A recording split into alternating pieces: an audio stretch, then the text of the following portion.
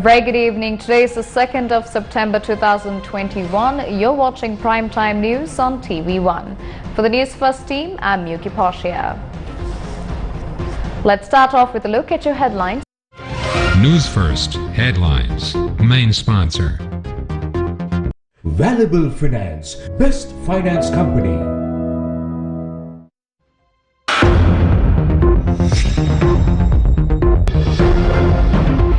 WHO identifies the Mu variant of COVID-19, which could be resistant to vaccines, as a variant of interest. WHO weekly report reveals of death rates increasing in 3 countries, including Sri Lanka. Ports, fuel, cooperative and Satosa-related services classified as essential services, in line with the emergency regulations issued on the supply of essential foods. A special parliamentary day allocated to hold the debate on emergency regulations on the supply of essential foods. Emergency Regulations Gazette, a killer blow to democracy, a statement from the opposition leader. 12 people who dug for treasure at multiple caves situated in the environs of the Rajagiri cave at the Mihintale sacred site arrested.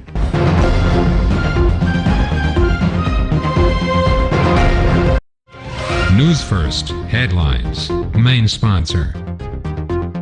Valuable Finance, best finance company.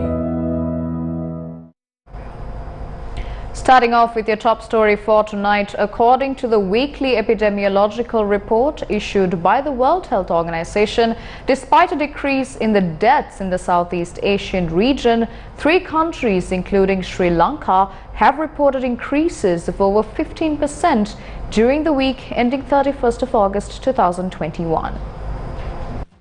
The report revealed, although death rates in the South Asian region has reduced, Sri Lanka's death rate has risen by 19%, with Timor-Leste and India reporting 32% and 17% respectively.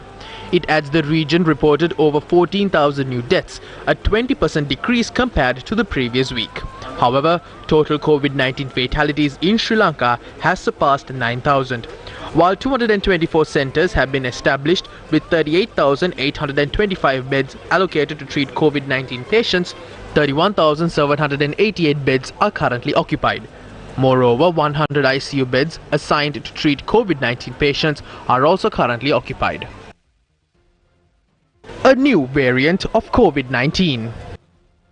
The World Health Organization has said it is monitoring a new coronavirus variant known as Mu, which was first identified in Colombia in January. The global health body said Mu, scientifically known as B1621, has been classified as a variant of interest. The WHO said the variant has mutations that indicate a risk of resistance to vaccines and stressed that further studies were needed to better understand it. The Mu variant and some larger outbreaks have been reported from other countries in South America and in Europe. Will quarantine curfew be extended? We still have not discussed the possibility of reopening the country or otherwise. We intend to discuss that matter with the President at the COVID-19 committee meeting tomorrow. Based on the numbers of COVID-19 vaccines we will receive towards the end of September or mid-October, we believe we can restore normalcy in the country by the end of October. However, all these matters hinge on the number of variants existing in the country and how well the general public adhere to health guidelines.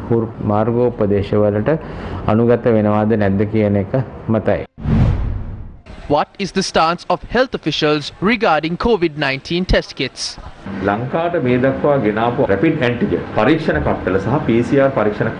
Until now, PCR and rapid antigen test kits were brought to Sri Lanka through the State Pharmaceutical Corporation.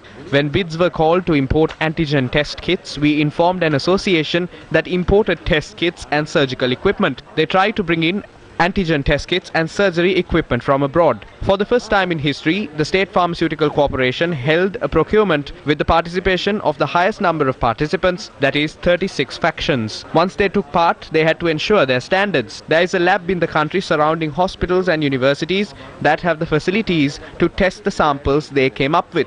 After the samples were tested by laboratories recommended by the Department of Herbal Medicine, 2 test kits were recommended. The State Pharmaceutical Corporation. The following views were expressed by the Government Medical Officers Association. අවශ්‍ය ප්‍රමාණයට එන්නත් කරන මධ්‍යස්ථාන වලට එන්නත් ලබා දීම. It is the responsibility of the epidemiology unit to provide vaccination centers with a sufficient amount of doses. The main issue we noticed was the epidemiology unit not providing the sufficient amounts of doses required by hospitals. Through this, the health services that are carrying out vaccination to their fullest capacity are undermined unnecessarily. The proper amount of vaccines are administered at the vaccination centers operated by the government. There are more than enough vaccines at those centers. We feel that this is an attempt to put down and undermine the health sector in the face of the public.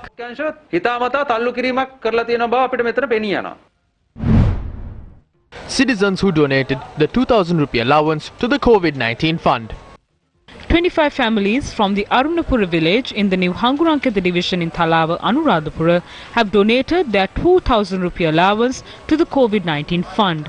Despite the hardships they face, these families have returned the 2,000 rupees doled out by the government to those who lost their daily income due to the enforcement of quarantine curfew. Given the current situation in the country, these families who donated the allowance said that they are happy to be able to provide this money for the people suffering from COVID-19. A total of 87,000 rupees was donated to the Itukama COVID-19 fund by the residents of Arunapura. Opposition provides relief to the people. Opposition leader Sajith Premadasa said that his party, the Samagajana Balawegya, is not a traditional opposition but an opposition that devotes its efforts to keep the people of the country alive. He made this statement after donating essential medical equipment to the Kinya Hospital in the Trincomalee district under the Vipakshin Husmak program.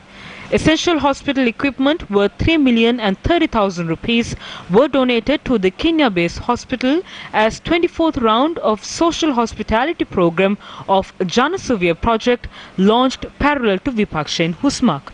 Vipakshin Husmak program is implemented by parliamentary group, organizers, members, foreign branches and local and foreign donors of the Samagajana Balawegya with Janasuvya project in order to provide health relief to people affected by COVID-19. Every opposition that came after independence always criticized the ruling party and tried to get hold of the power of the government. The difference here is that as the Samagajana Balawegya, we have understood the severity of the issues in the country and we are ready to do whatever it takes to keep the people of this country alive. By donating the medical equipment today, we hope to save the lives of our people during these challenging times.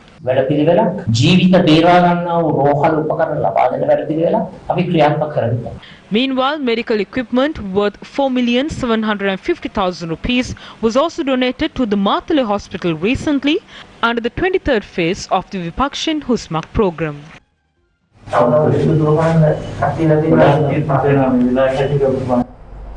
Let's now toss over to a short commercial break. Do stay with News First. We will be right back.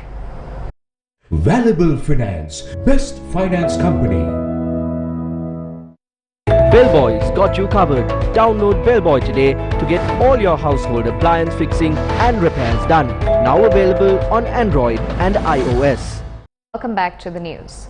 Now, The Sri Lanka Freedom Party was founded on a day like today in 1951 by SWRD Bandaranaike and is a party which follows a non-aligned policy. In spite of the COVID-19 related health crisis in the country at present, the party's 70th anniversary conference was held virtually today. The party conducted itself patiently and transparently over the decades with a progressive vision. Based on the two-day strategic planning seminar held in March, the Central Working Committee, Politburo, Parliamentary Team, All Ceylon Working Committee, Executive Committee and all other networks will be reorganized for our future plan. According to the historic statement in Matale, the ideology of the SLFP will be promoted, the assets of the party will be strengthened, a new set of ethics for Sri Lankan politics will be introduced and the party will be updated in order to ensure victory at future elections. Challenges, criticism, vilification and temporary drawbacks are common for each political party.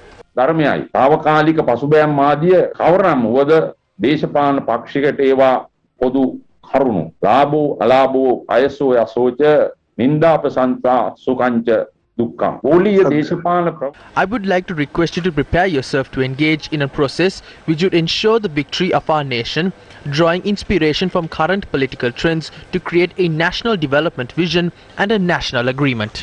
සූදානමින් සිටින්නයි මම ඔබෙන් විශේෂයෙන්ම ගෞරවයෙන් ඉල්ලා සිටිනවා. The Select Committee on Parliamentary Affairs has decided to hold parliamentary sittings only on Monday and Tuesday next week. Now, although Monday had been set aside as a special parliamentary day to provide answers to queries, it has been decided today to debate the emergency regulations that have been put in place to maintain essential food services. Meanwhile, the President has declared several services as essential services under the Essential Public Services Act. As per the Gazette notification, all services to be performed by the Ports Authority, supply and distribution of all fuels, including petroleum products and liquefied petroleum, all public services rendered by the Department of Railways and the Sri Lanka Transport Board, and essential maintenance and operations to maintain those public services have been declared as essential services. Essential services include services of all field level officers, including all district secretariats, divisional secretariats, Grama Niladhari officers, Samurdhi officers and agriculture officers. According to the Gazette notification issued by the President, all state banking and insurance services, including the Central Bank of Sri Lanka, all services related to health services, services of cooperative wholesale establishment have been declared as essential services. In addition, the postal service as well as the services to be rendered by all government offices under the provincial councils have been made essential services. Meanwhile, as per the Gazette notification issued by the President earlier this week on the supply of essential foods, strict action can be taken against those who obstruct the maintenance of essential services in the country. Accordingly, termination of employment can be made at any time on the grounds of failure to report for duty, negligence or aiding and abetting a trade union action or any other similar activity upon a conviction. Opposition leaders' opinion on the action taken on essential services. Weak, inefficient and incompetent actions of the government have created a great economic crisis in the country. Once again, we are facing a similar situation just like in the 70s where people had to stand in queues. The main reason for this is the poor management of the country's finances. Do we really need an emergency law to control the prices of goods in the country? We don't need an emergency law for this. We can still control the prices of goods in the market using the Consumer Affairs Authority Act number 9 of 2003. Yes, we need to punish those groups who are illegally stockpiling essential goods in warehouses, creating a shortage of essential commodities in the market. I believe not just punishments, but they should be severely punished for their acts. But we don't need an emergency law for that. What we need is to implement the Disaster Management Act number 13 of 2005. We firmly believe that you don't need an emergency law to control the prices of goods in the market. It can be very well implemented through the existing legal provisions. The government is trying to activate this emergency law in the face of shortages and rising prices of goods. This is a huge blow to the country's democracy. We demand an immediate end to this barbaric act of undermining democracy. This country doesn't need a dictatorship. This is being done to destroy democratic rights and to somehow oppress the opposition in this country according to the whims and fancies of the ruling party. We have one request to the government. Stop oppressing the democratic rights of the citizens in the country. We completely disagree with the current state brutality and the actions of this government that deprives each citizen of their democratic rights. අපි කිසිසේත්ම මේ රාජ්‍ය ම්ලේච්ඡත්වය ප්‍රජාතන්ත්‍රවාදී අයිතීන් අහිමි කරන මේ ආණ්ඩුවේ මෙහෙයුමට අපි කිසිසේත් එකඟ වෙන්නේ නැහැ. The 50 rupee levy was removed last October. They then announced the levy would be reduced to 25 cents. Thereafter, traders began importing sugar with the levy at 25 cents. By May 2021, 584,000 metric tons of sugar had been imported into the country. This isn't an insignificant amount. In June, when imports were banned, sugar was among those products. Sugar, which was available for 125 to 130 rupees in the market, market increased rapidly to 200 to 210 rupees. The government in recent weeks brought this script to its climax. The hero who stood up for the people took to the streets. He went to warehouses and raided them. They were then sealed off. The stocks of sugar discovered by the Consumer Affairs Authority should be confiscated. If at least 1 kilo of raided stocks of sugar has been confiscated, reveal it. No. The plan of the government is to gather all the sugar importers and hand those stocks over to them once more. The government will then purchase the sugar. Thereafter, they will make a deal with the traders to sell sugar at 130 rupees, and the government will also sell the sugar at the same price. They are friends. ඒගොල්ලන්ටත් කියන ඔයගොල්ලොත් 130ට විකුණන්න අපිත් 130ට විකුණන්නම් කියලා. මේ යාළුවෝ මේකේ ඇත්ත තමයි ආණ්ඩුව කටයුතු කරමින් ඉන්නේ අර මහා පරිමාණ. The truth of the matter is the government is attempting to purchase stocks of sugar imported at 25 cents. Our question is, at what rate does the government intend to purchase these stocks? Based on information we have received, the government is attempting to purchase stocks of sugar at 125 rupees. Through that, the importers naturally enjoy a benefit of 50 rupees. This is essentially the government reducing its own revenue to 25 cents and purchasing sugar paying 50 rupees extra. This is an interesting theory. සීනි මිලදී ගන්නවා වගේ. ඒක මාර theory එකක්. This is similar to the bond scam. The main factor of the bond scam was certain organizations having knowledge of impending transactions. This is a similar situation. On the 13th of October, certain companies knew the levy on sugar imports would be removed at 12 in the night. They imported sugar, held it at the port, and thereafter brought in the stocks of sugar once the gazette was issued, paying only 25 cents as levies. Thereafter, those corporations enjoyed a great monopoly or even an oligopoly. Raiding sugar warehouses is a joke. It is a joke because they do not confiscate the illegal stocks of sugar but purchase them. What is the meaning of raiding sugar warehouses? This is purchasing. What is happening here is allowing their aides to sell sugar at 220 rupees, which could have been offered at 85 rupees, and then pretending to raid warehouses. In the end, those stocks of sugar are purchased at higher prices to further benefit their associates. සීනි මිලට ගැනීමක්ද මේ කරන්නේ මේ military කරන්නේ පාර කපා ගන්න තමයි මේ හදිසින්. Emergency regulations were introduced to pave the way for militarization. There is an agreement between the Director General of the Consumer Affairs Authority and the head of the port. Based on the agreement, the port notifies the Consumer Affairs Authority daily or weekly on who imported what into the country, how much was brought in and how much it cost. All this data is recorded at the Consumer Affairs Authority. The Consumer Affairs Authority is aware of the quantity of sugar that is imported and where it is stored. But what did the CAA do instead? They were idling. Is there a certain transaction between the Consumer Affairs Authority and sugar importers, or is this just a farce? The minister says we cannot allow importers to suffer losses, so we will purchase the stocks of sugar from them. But the people are led to believe these stocks are sealed off and confiscated. If they have stockpiled sugar illegally, going against the gazette, why is the government purchasing sugar from them only for them to earn a profit?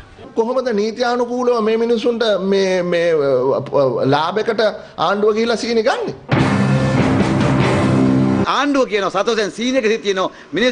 The government says sugar is available for 130 rupees at Satosa. The people, breaching quarantine curfew, stand in line to purchase sugar. This is a shameful act. In a country where health officials are urging everyone to stay home, the government has worked for the benefit of the business community, and now we have to stand in line to buy sugar. Is it the government's intention to create a sugar cluster? The kilo of sugar sold at 110 rupees is what is now being sold at 130 rupees with an extra profit of 20 rupees for company owners. Their gazettes and actions will only fill the pockets of their close aides. 2020 October මාසේ 14 වෙනිදා ඉඳලා 2020 ජූලි 30 දක්වා කාල සීමාව 584,000 metric tons of sugar have been imported to the country between the 14th of October 2020 and 30th of July 2021. This was after the levy was reduced to 25 cents. The country's monthly sugar requirement is roughly 35,000 metric tons. At the time these stocks of sugar were imported, the price of a kilo of sugar was 87 rupees and 50 cents. Currently it is 90 rupees.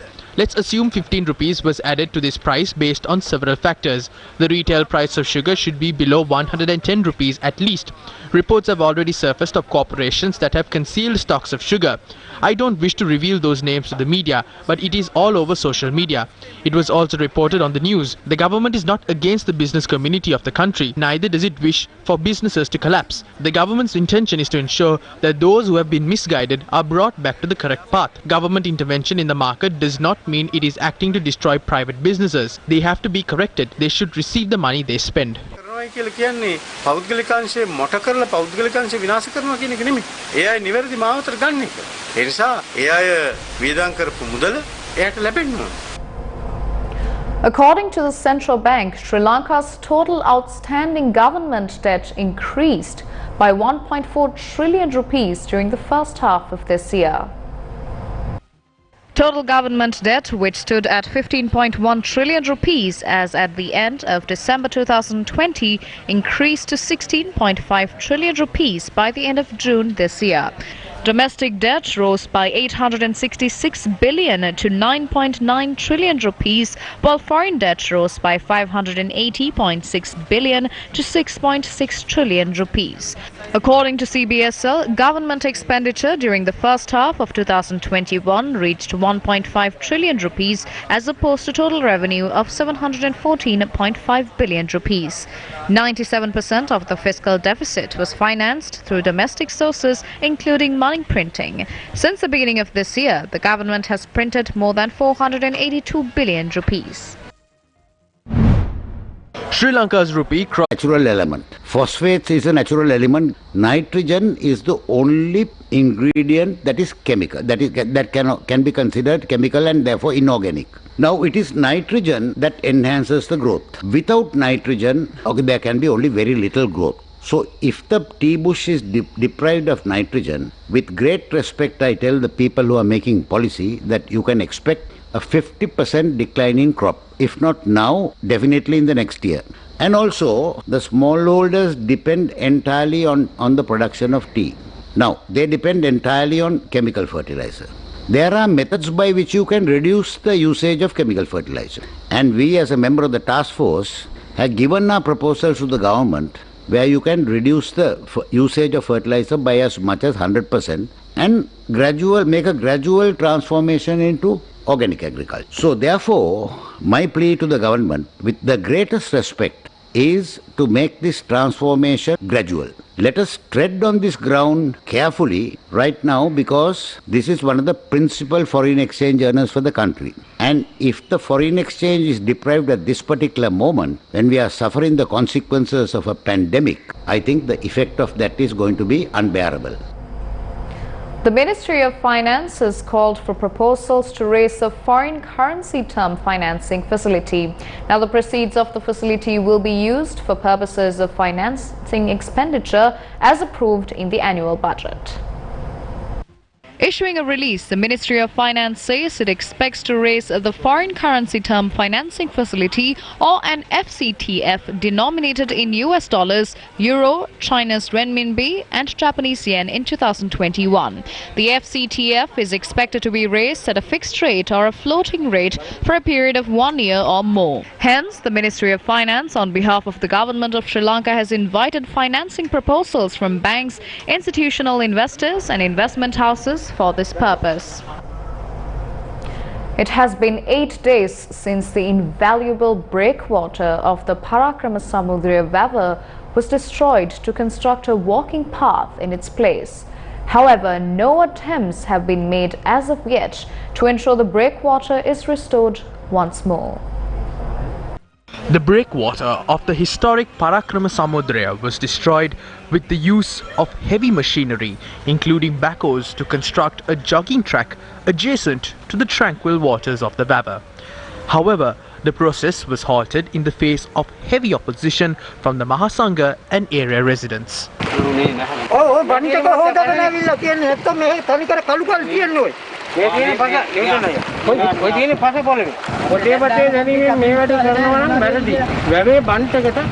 An act like this will certainly damage the bund of the Vava. Our homes are on the other side as well as our paddy lands. This is the most dangerous area of the Vava. ඉතින් මෙතන වැඩි අවදානම තියෙන ප්‍රදේශේ මේ හරිය වෙනවා. එතකොට මාස් කන්නේදී උලන් කියන්නේ. During the Maha season, winds blow towards the bund. On rainy days during the Maha season, the waves are so strong we find it difficult to walk on the road. The waves are around 6 to 7 feet tall. අඩි 6ක් 7ක් කුසල. ඒ වගේ තත්ත්වයක් තියාගෙන තමයි මේ අවදානම ගන්න හදන්නේ. They need to exercise caution. If there are rains, the bund will be damaged. That is common knowledge. We even spoke to specialists regarding the matter. A majority opines this is not suitable. There are enough and more walking paths. Most people have responsibly stated this is not ideal.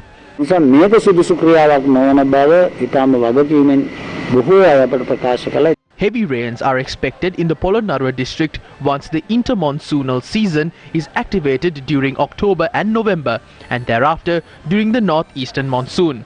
Our authorities delaying the restoration of the breakwater intentionally so as to allow the Vavar to be destroyed through natural causes. An ancient structure at the Sithil Power Sacred Grounds inside the Yala National Park was defaced and its valuables were stolen by treasure hunters, and this act cannot be taken lightly. The treasure hunters caused considerable damage to the ancient Dagaba and then proceeded to cover up their crime by whitewashing damaged area. The Archaeology Department said that they have already appointed a committee to investigate the incident. The committee will be headed by the Southern Province Assistant Director of Archaeology. 2 suspects have already been arrested in connection with the incident. In a separate incident, 12 suspects were arrested recently for excavating for treasure in a cave near the historic Rajagiri Len Vihara located within the Mihintale Sacred Grounds. The suspects who were produced at the Anuradhapura Magistrates Court yesterday were remanded until the 15th of this month. The chief incumbent of the Mihintale Rajamaha Vihara, Venerable Valava Hangune Vava Dhammaratana Thero, visited the site this morning and inspected the damages caused. We request these treasure hunters not to destroy the national heritage of our country. Our ancestors shed their sweat and tears to build these stone pillars. These priceless stone pillars resemble the efforts of our ancestors. These treasures are priceless. Therefore, we kindly request you not to be deceived by these myths and go behind these treasures. You are committing a grave sin by doing so. Save these precious treasures for our future generations. That positive thought. For the News First team, I've been Miyuki Portia along with our sign language interpreter Dharka Gabriel via Zoom. Take care and good night.